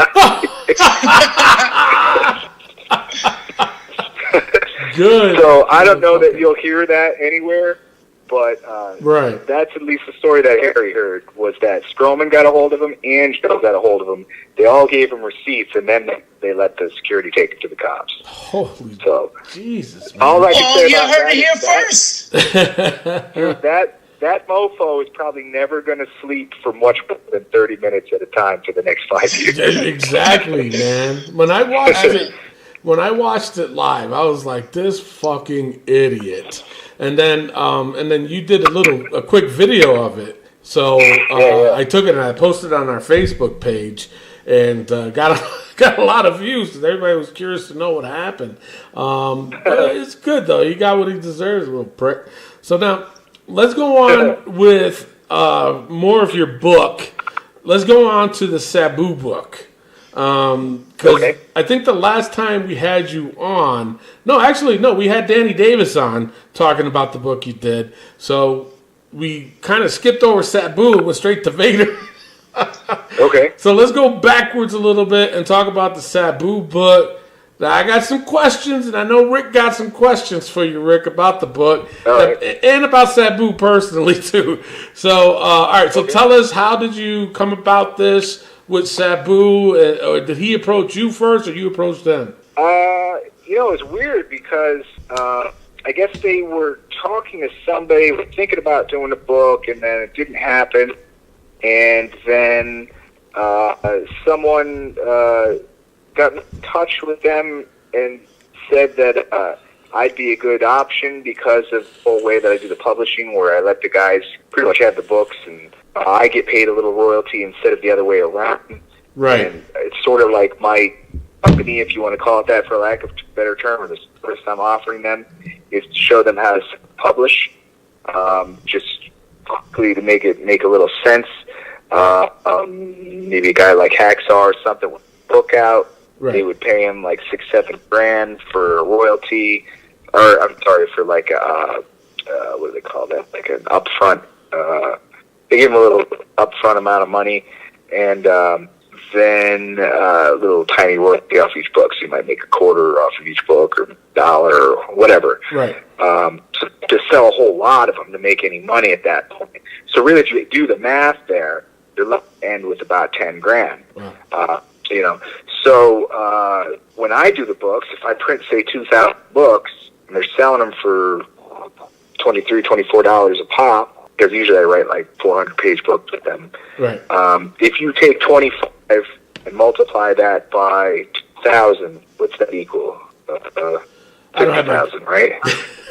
Something like that, yeah. Yeah, so it's 50,000. And if you were to add $10 on each book for an autograph, then you got the potential for another something like 75. If I'm doing $6 math right, million. I'm horrible, but yeah. So you're looking at like the potential of $70,000 worth of merchandise. Wow. Out of a 2,000 print run, just a small print run. You can get print for two. Whereas you're only going to make maybe 10. by themselves. So having the built-in audience, and you sell merch all the time. These guys are all about doing autographs every weekend and selling their shirts or whatever. Now they got booked. They can sell for an extra $25 a pop, and they can easily walk with like $600-700 at some of these gigs in extra money because of the books. Every show, and that adds up. So anyhow, that's the way it was picked. And Sabu liked that, and I don't know, looked up, and then I started talking to him for about a year ago. Wrote the book. Contacted like everybody I could from ECW, and a lot of people, including Taz, wrote a forward and wrote packages for the book. So it came out pretty cool. All right, so Kenny, I'm gonna come up straight with you because you're a straight up guy. Is Sabu the same guy in person that he is on Twitter? Tune in to next week's episode for part 2 of the Kenny Casanova interview. We'll be right back. This is the American Nightmare, Cody Rhodes, and you are listening to the Wrestling POV podcast. And we are back. Wow, ladies and gentlemen. Listen, we told you that this interview was great. It was so good we had to give it 2 parts. So make sure you tune in next week for the second part of this great interview with Mr. Kenny Casanova. I mean, this guy is on fleet, like I said, man. You definitely want to check it out. Listen to part 2. I can't wait. And if you want to discuss what happened in part 1, hit us up on our Facebook page at Wrestling POV, and we will comment and we'll chat about it. You know, whatever you want to do. You want to talk about something, you will talk about it. Go on Wrestling POV on Facebook. Also, ladies and gentlemen, Wrestling POV is affiliated with the Collar and Elbow brand. Go to collarandelbowbrand.com and save yourself 10% by using promo code WPOV. That is WPOV as in Wrestling POV. Save yourself 10%. They got some great gear for all different kinds of weather, whether you're in the New Mexico heat or if you're in the Canadian cold. They got it all for you. They got hoodies, sweatshirts, t-shirts, sunglasses, hats. No underwear yet, but we're working on it. Save yourself 10% by using promo code WPOV. Still waiting. It is now time for the SmackDown Breakdown! Are you ready? Break it down!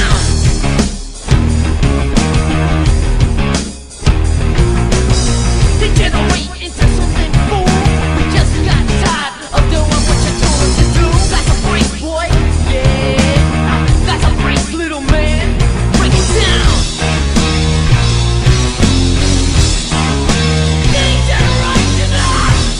Alright, well, oh god, SmackDown Live opens up with Michael Cole. Why is Michael Cole there? Interviewing Kofi Kingston, who's trying to act tough again. And he, just so he can get over, he's challenging Kevin Owens, not the other way around. I'm over this already. But not only that, it's alright, number one, enough with the 11 years. Okay? Yes. Number 2, enough congratulating yourself. Michael Cole congratulated him like 3 times. But that's what I'm saying. And enough of thanking the crowd. You know what I'm saying? WrestleMania was freaking weeks ago, dude. And it's like you're still celebrating it. Cut it out. Stop. His promos, he's still doing his bullshit. Yeah, well, I'm going to challenge. It's like, dude, that's not how you talk. With his sunken in chest. With his pancake chest. With his side nipples. With his side titties. But the other thing, too, is that all that shit happened to Kofi last week with Kevin Owens, right? Mm-hmm. Why are you still coming out cheery and throwing pancakes and shit? Like, why? You should be pissed off that happened. And that was the whole thing. There was like, oh, and look at him. He's still so happy that he's throwing pancakes. Yeah. That made no sense. That made no stupid. Sense. And then Kevin Owens accepts the challenge. And then Xavier Woods goes out there to get super kick. Mm-hmm. All right. Sure. Becky Lynch goes one-on-one with Bayley. And I got to say, best part of SmackDown was this matchup right here. It was. I'm telling you right now, if Bayley doesn't win this Money in the Bank ladder match, Lord, you got to give her something. I feel so bad for Bayley because she is such a talent, man. She's so very good. Talented, but they keep. There's something. I don't know if she took a little drip on somebody's Cheerios or what, but she pissed somebody off. Or maybe she ain't giving it up. So maybe that too. I mean, that'd be good. But anyway. I mean, No, but this I don't match know. I was a agree, great though. match. I love the finish that she went for the elbow drop and Becky Yeah. put up her knees and went straight to the disarmer. That was Yeah. a great way to finish the match. I thought it didn't hurt Bayley at all going against the double champ and having a great match the way she did. Yeah, no, you're right. Charlotte comes in at the end and takes out both of them. So maybe Bayley doesn't win the Money in the Bank, or she does, cause it a disqualification for Charlotte, and she cashes in on Becky. I'm just saying, Charlotte wins by DQ. You know, and I have to say, Rick, that watching Charlotte come out and do what she did to both Becky and Bayley, I kind of think that it discredited Bayley a lot. Absolutely. But I think, but then the thing is, I'm thinking, and this is WWE. That's true. I think what they're trying to do is give Bayley and Charlotte some kind of heat so that Bayley interrupts Right. the Charlotte Becky match. So that's what I'm thinking, and I'm thinking if Bayley does win the Money in the Bank, she's gonna cash in on Becky, and take out Charlotte. You're a real writer. They are not. That's true. So It's definitely true. I mean the storyline that you're putting out there sounds good, but It makes sense, so it's not gonna happen. No. exactly. It's not going to happen. And the thing of it is, you're right. I think, and I tell you though, in my opinion, His POV. In my POV, I really do think that Bayley needs to win this Money in the Bank. I think it will not only discredit her, but I think it'll damage her a little bit if she does not win. Because then, if you try to put her in some kind of storyline to fight for the women's championship, I don't think it's going to mean anything. I really don't. You know, I think Bayley needs to win this Money in the Bank. I agree. She does. So, All right. You're thinking again. Next up, we had Aleister Black do another cryptic promo. How many of these are we going to see before he gets back in the ring? But not only that, it's like we saw him so many times that it's like, why? Okay, so now why is he doing these promos? And it's plain. And the thing, like, you want to make him the next Undertaker, but we saw him wrestling with Ricochet? Exactly. But not only that, his entrance and everything, you know, he comes out and the candles, it's coffin-like and everything else, and then you want to do this cryptic interview, and it's like you just turned the lights off. That's all you did. Or you dimmed the lights down, and that's it. How creepy is that? And then he does that whole, like, squinting thing. Fade to black. Go get some glasses. Stop the squinting. Speaking of You don't need to do squinting, that. if you were squinting, you would have seen the Hardy Boys relinquish the tag team titles after winning them a couple of weeks ago. But the thing of it is, though, there was no follow-up for that. Nope. Nothing, because there's no tag teams on SmackDown. Exactly. The Colognes, Follow-up. Heavy Machinery. You know what? I would have enjoyed it if the freaking Colognes came out. I'd be like, all right. They'll be there this next is week different. when they have He's an been open dying for the match Colognes for the to come titles. out. Ridiculous. All right, well, Ridiculous. Lars Sullivan comes out and attacks the Hardy Boys, and then R-Truth comes out again, and he gets beat up again by Lars ass Sullivan. whooped. Yeah, that's fucked. He He got got his ass fucked up. Asuka and Kairi Sane defeated local talent. That's it. Finn Balor, Ali, and Andrade and Randy Orton will represent SmackDown in the Money in the Bank ladder match. Mandy Rose and Sonya Deville were told that one of them will be in the Money in the Bank ladder match, and Sonya Deville said, "Mandy, you can be in it." Yeah, the thing is, I hated that segment. They're splitting up. I did. Well, yeah, I know they're splitting up, but I just hated that segment because it was like, you know, you see Sonya Deville, she's like, I know what you're trying to do, but you know what? You deserve to. Fuck that! Fuck that! Exactly. You know, it's like, I wish they Be like, oh my bitch, God. make them fight. They could have did something good right then and there. Good! Well, speaking of good, what wasn't good was Roman Reigns cutting a promo about punching Vince McMahon in the face. How good was that? It was not. And the thing with this, Vince doesn't even show up. No. Negative. You know? Shane McManiels His shows up. punk ass son shows up. Yes, This bitch ass son show. Speaking of bitch ass, where the hell's Daniel Bryan been? Ooh. They said that he is cleared to return. So we'll see about that. But they're keeping the injury in the hush hush. Oh, so maybe they're he not saying- returns and helps Kevin Owens win. I don't know. I'm just saying things out here, you know. Yeah. Speaking of Well, just actually, saying, you know what? Hold up, not to cut you off though. Another But thing he I is. but I am. But not to. I just found out that rumors is that Fox they want WWE to drastically go after Goldberg again. Oh. So that way, check this out though. For him to win the WWE title, so that way he can start feuding with Brock Lesnar again. Fox is calling that shot and saying that's what they want to happen. Seriously? Yeah. they gotta stop. They- Oh, they I want- heard the rumor that they wanted to make it into a 3-hour show. Too. Yeah, that's. I think It's a that's fucking true. boring ass 2-hour show, making it Damn. boring Whoa, ass 3 relax! hours. But the thing of it is, though, SmackDown has the potential to be a damn good show. They keep, like, for instance, the Sonya Deville and Mandy Rose. You know, The potential's there, but they're not doing anything. Yeah, no, I understand that, but I'm just saying that segment right there is proof.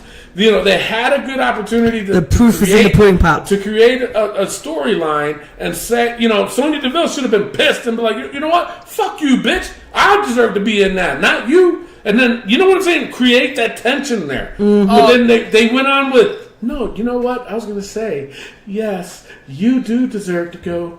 I'm just going to kick back like a little biatch. Wow, you sounded like Michael Jackson there for a second. No, I sounded like Sonya Deville. All right? No, you didn't. All right. Mad. Speaking of a Well, little anyway. biatch, No, but the thing is, you know, so Fox is calling the shot on that because they want fucking Brock Lesnar on SmackDown? The fuck out of here. well, speaking of a little biatch, Brock Lesnar is retired from MMA. He's retired from what the MMA. fuck? They And- wanted him to fight Daniel Cormier, too. Yep, and he was like, Bro- no. And Brock wants to retire at WrestleMania 36. Yeah. So, Yep. for what? So Another now- 3-minute match? Who, right? So, who's he going to pass the torch to then? Mustafa Ali? No, he has to pass the torch to somebody. Yeah, he can't win. No. He probably will win, though. Yep. Next up, Shane McMahon comes out and says, you know what, Roman? You're going to fight the B team. So now the B team is here. The No B team. explanation why. Go, nothing. Go away. No. Go away. Go away. Where'd you With- touch you at? My no-nos. With Elias as the special ringside enforcer, Roman Reigns wins. You know, Ridiculous. that right there, special ringside enforcer, means jack shit. Yeah. Nothing. Nada. Nada. Zilch. Make no sense.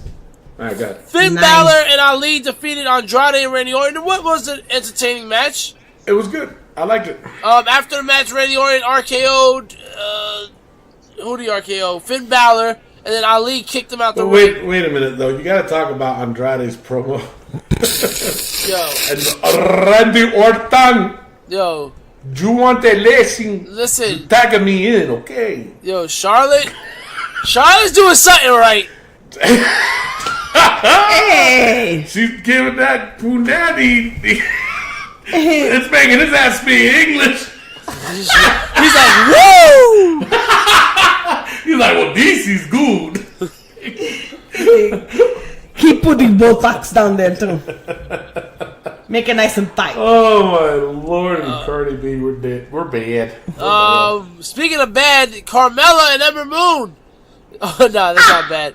Carmella and Ember Moon are added to the Money in the Bank Women's Ladder match. And I'm happy with that. Very 'Cause I like happy Ember with Moon. that.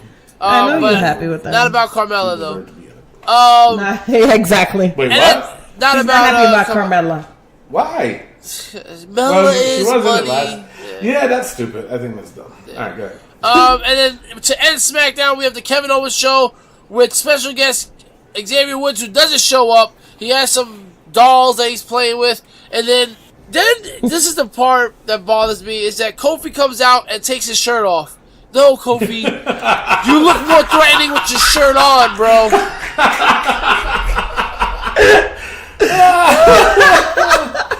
Oh shit! His sideways nipples. Right? His armpit titties. You know what? Soaking in the chest. Kofi's armpit titties need to go in the book. Oh yes. All right. It'll be Kofi's armpit titties. All right. Kofi's armpit titties. You just made the book. Oh my god. All right. So since Miguel is being a douchebag, write that down, Jerry. You already used that name. Shut up. All right.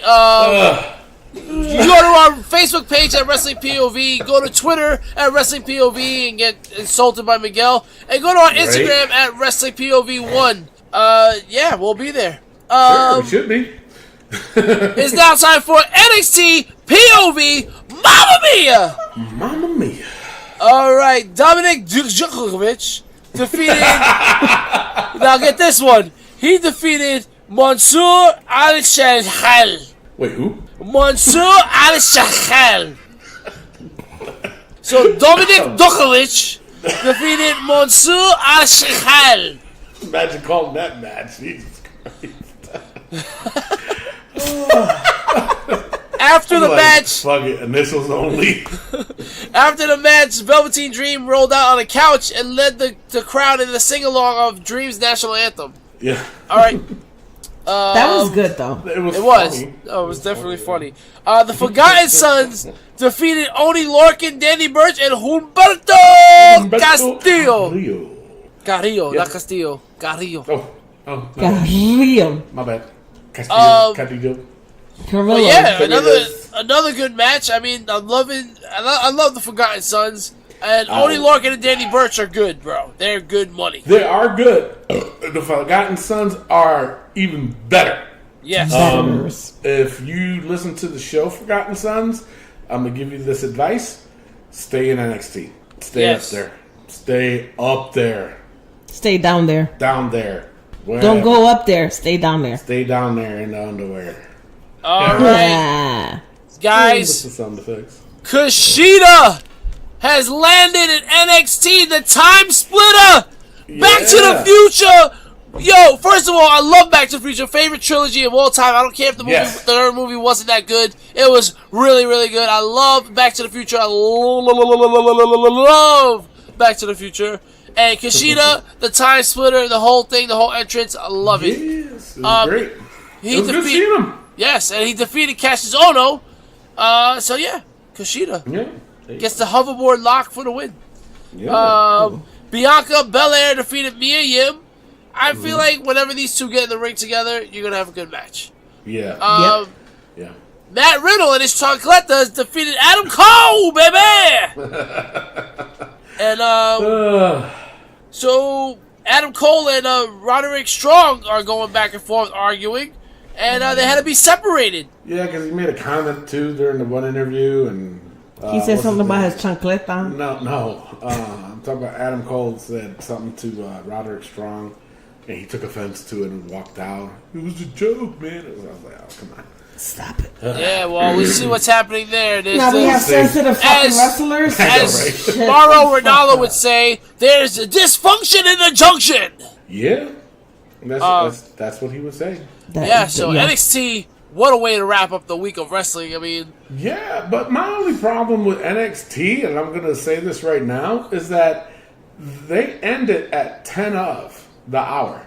Like over here in New Mexico, NXT is on at 6, and so that's what 8 o'clock in East Coast. Yep. So 8 o'clock East Coast time. I'm going to talk New Mexico time. It's at 6 o'clock, and it ended at 6:50.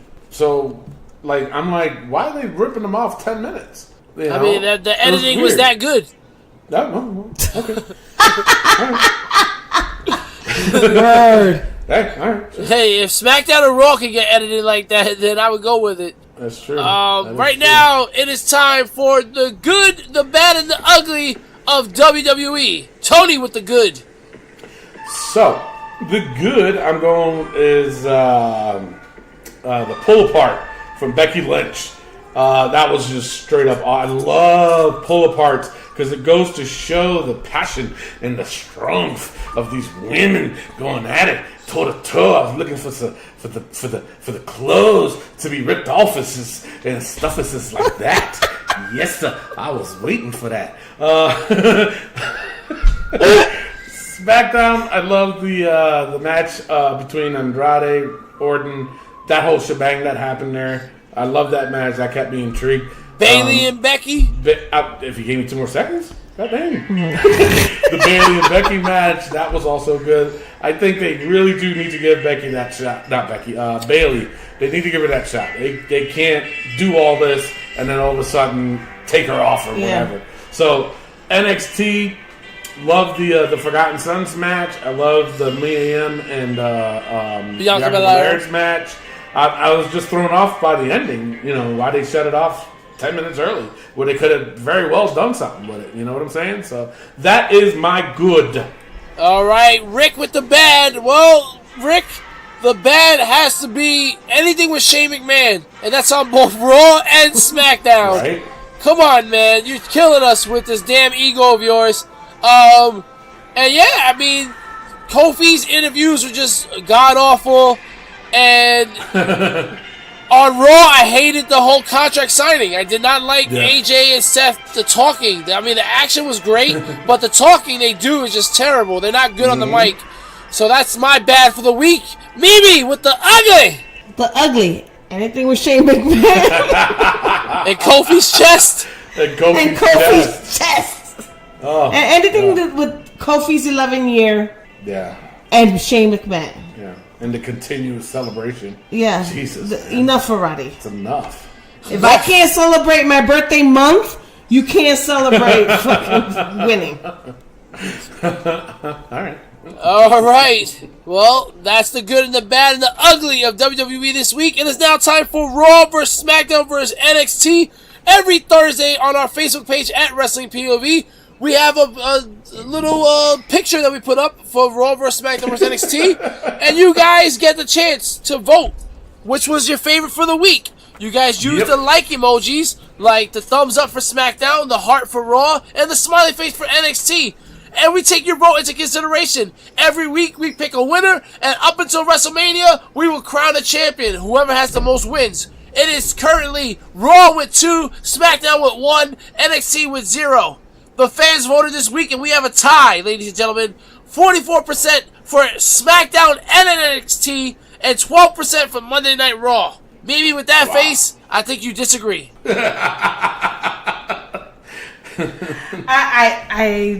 I do. Oh my god, it's just like NXT was better than both of them. Raw sucked balls, and so did SmackDown. Not that there's anything wrong with that. No, but there was hairy, dirty balls. Jesus Christ. So there's something wrong with that. Yeah, that's not wrong with that. Yeah. So I choose NXT. All right, so you went with NXT. Tony! Kind of agree. I mean, even though I did, SmackDown and Raw did had a couple of good matches, I was honestly lost between the two. Yes. I really was. In my order, it's NXT, Raw, and then SmackDown. All That's right. the order I go with. All right, so that means NXT gets a point this week. But if you guys were like, "Oh, but Rick's around on the third," we want to know your opinion. Well, go to hell. Up next, we have the book. I was telling you. Anyway, I go with NXT. I thought NXT overall was a great show.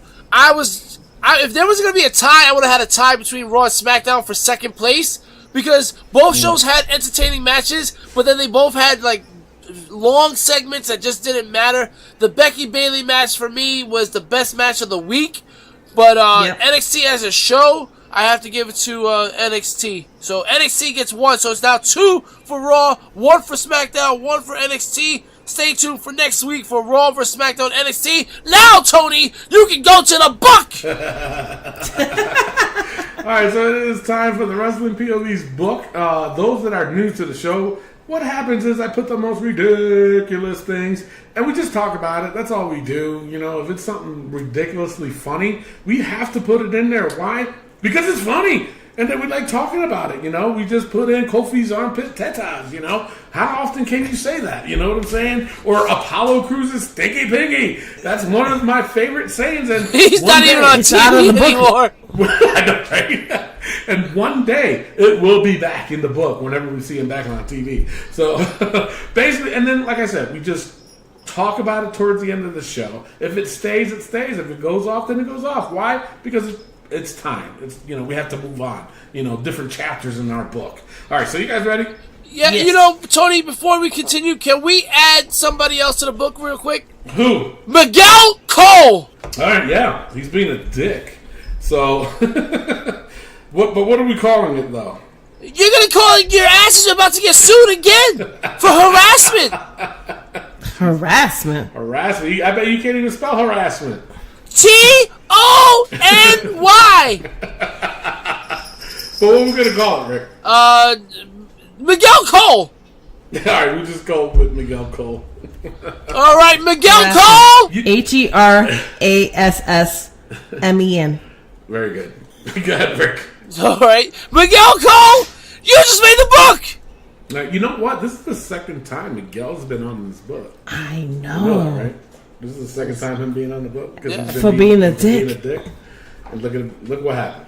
Yeah, that's because I got a bigger one than all of you. Jesus Christ. Maybe Mimi's. But I mean, all right, so... Even mine is stiffer than his. all right, so... I mean, I've seen his. It's pretty big. What are you doing looking at his ding-ding? On Sundays. Oh, that reminds me. Put that in this.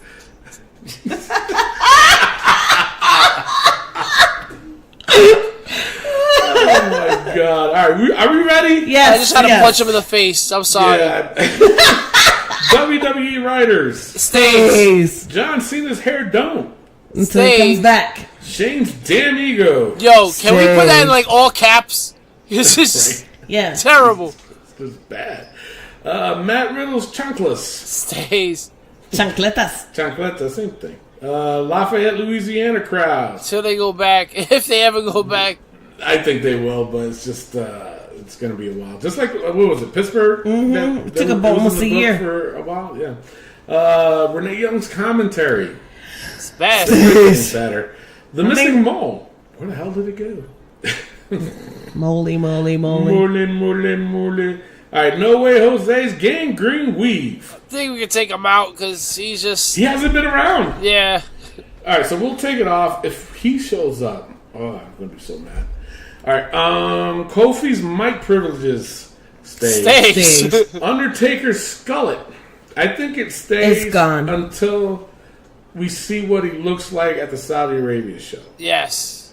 Okay. So that'll stay until then, and then we'll make a determination then. Lacey Evans' veggie wedgie. Stays just because it's funny. Cult of personality stays. War Raiders. Yeah. It stays. We'll see what it's going. What happens in the next couple days. Robert Roode, porn star mustache. The mustache just It stays. stays. Kofi's 11 year. Stays. Baby oil bottle. Chad wasn't on here. We'll make another determination when he comes back. Yeah. On, whenever we see him again. And the new entrance to the book, Mrs. Daddy Issues. Stays. He put his hands on my father. Again. Okay. That's how you gotta do it. Natty Stinky promo. Yes. Stays. Alexis Shoelace. Stays. And Kofi's armpit tetas. Stays. Oh man, that's bad. And the newest entrant into the book is Miguel Cole. Stays. That mother sucker stays, man. Alright, so that's it for the show, folks. Now, before we leave, I shall play a song list.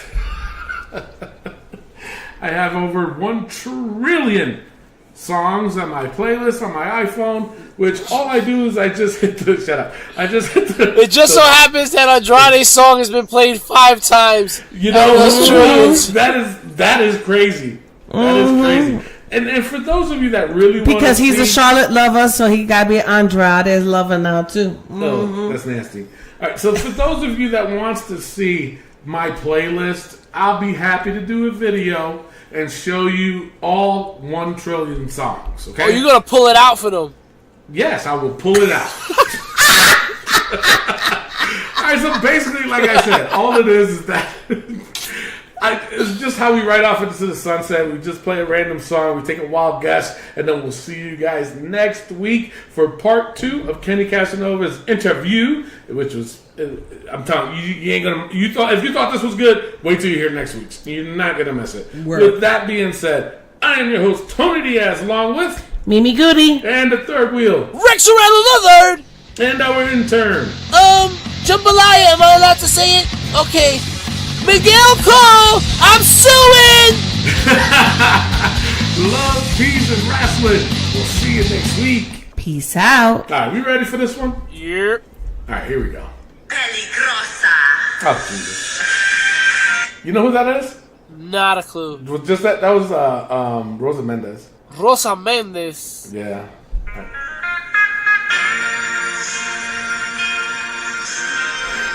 How is this possible? Brother Love? Brother Love.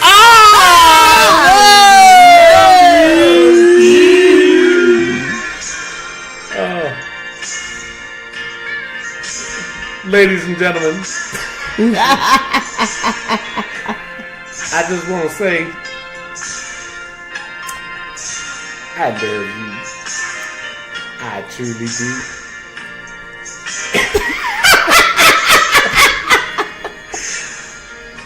The Undertaker.